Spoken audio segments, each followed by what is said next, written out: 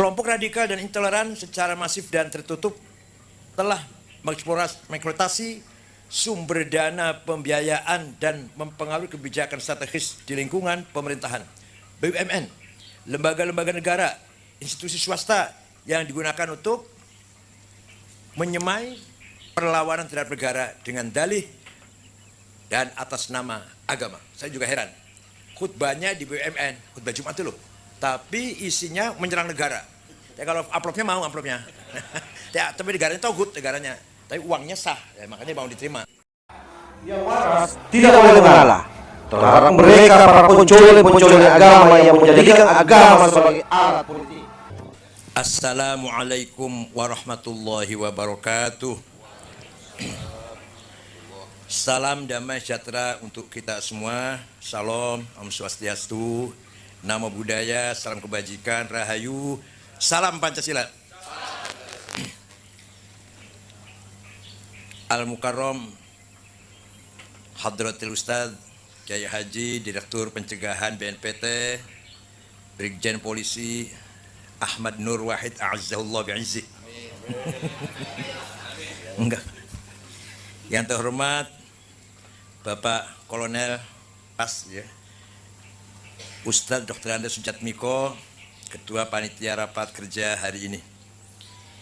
Yang saya hormati para pimpinan LPOI, Sekretaris Pak Denny dan Bapak senior kita Kiai Haji Anwar Sanusi, calon Gubernur Jawa Barat, dan pimpinan ormas keagamaan di banyak sekali cabang-cabang NU, dari Katolik, Kristen, Hindu, Buddha, dan Bapak dari aliran kepercayaan penghayatan apa Ansor ya, penghayat kepercayaan Indonesia, kaum Ansor. Ada dari muslimat juga nih, dari muslimat juga ya, luar biasa. Pertama, saya mengucapkan selamat Natal Tahun Baru tahun 2023 bagi saudara-saudara kita yang beragama Kristiani. Semoga berkah Natal terlimpah kepada kita semua, bagi bangsa Indonesia semakin aman, damai, sejahtera. Bapak Ibu sekalian, virus radikalisme, intoleransi, liberalisme, ekstremisme, dan terorisme masih masif menyebar secara omnichannel, online dan offline. Dan sel-selnya terus berkembang, menyusup ke alam bawah sadar masyarakat. Terbukti masih ada bom bunuh diri di Bandung yang menurut Ustadz Uwas itu adalah istishhad, bukan intihar, bukan bom bunuh diri tapi mencari mati syahid. Saya nggak ngerti itu boleh di orang kayak itu tangkap apa nggak boleh tangkap apa nggak orang itu. Faktanya meskipun banyak organisasi radikal teroris yang telah dibubarkan, tetapi ideologi dan gerakannya masih bebas leluasa bergentayangan. Jaringannya masih bebas melakukan rekrutmen dan penggalangan serta bermetamorfosa ke beberapa bentuk dan nama. Bahkan sudah masuk ke kepolisian. Polisi dulu. Yang namanya cinta sunnah, pencinta sunnah, cinta sunnah. Dan beberapa masuk juga ke TNI.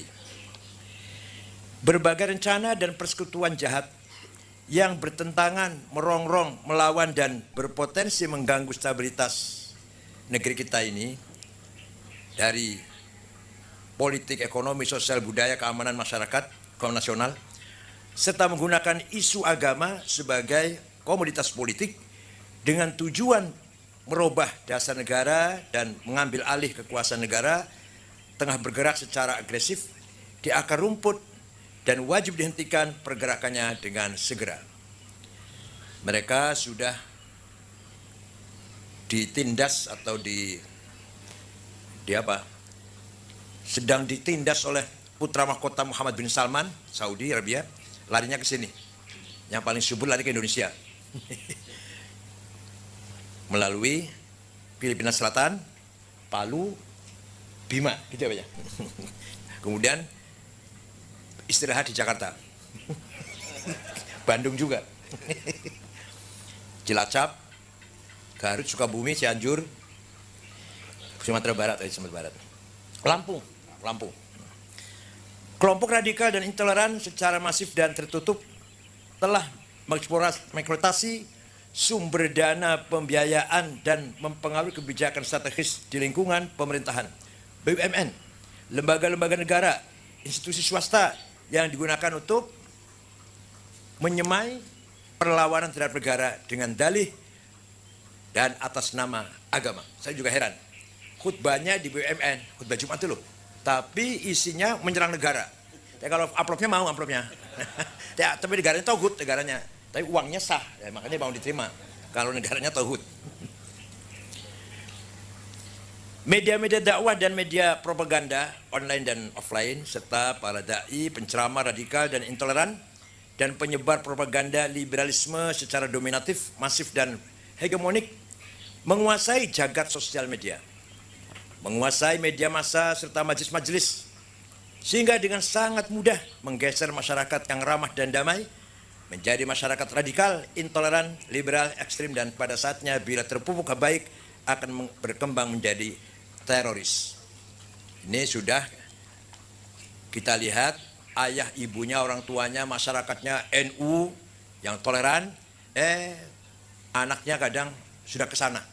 Ini terjadi, ada di Tegal, ada di Kebumen, di Purworejo ada, bapaknya kiai, ibunya kiai, aktivis NU, bapaknya ibunya, tapi anaknya sudah anti NU atau anti Islam yang damai.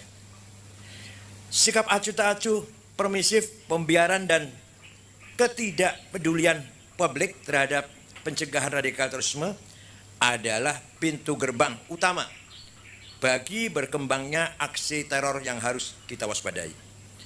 Karena aksi teror, gerakan radikal, liberal, intoleran, ekstremis selalu memanfaatkan ruang-ruang kosong dari pemantauan pemerintah dan masyarakat untuk dapat bergerak masif dalam membangun ekosistemnya.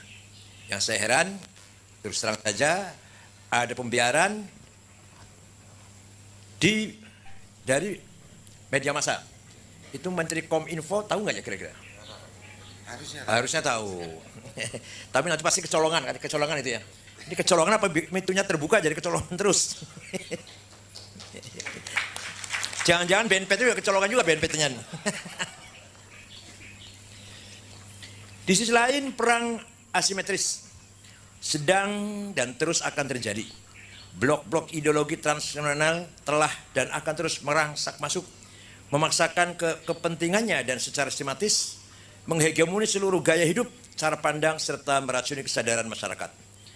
Jika pembiaran terus terjadi dan tidak diwaspadai, lambat laun mereka akan berhasil merubah Ipolek Sosbud Hankamnas dan mengambil alih kedaulatan nasional, serta pada saatnya sangat mungkin mereka akan mampu menguasai kehidupan nasional dan menciptakan ketergantungan berkelanjutan serta melahirkan kolonialisme baru yang menghancurkan dan melantakkan peradaban.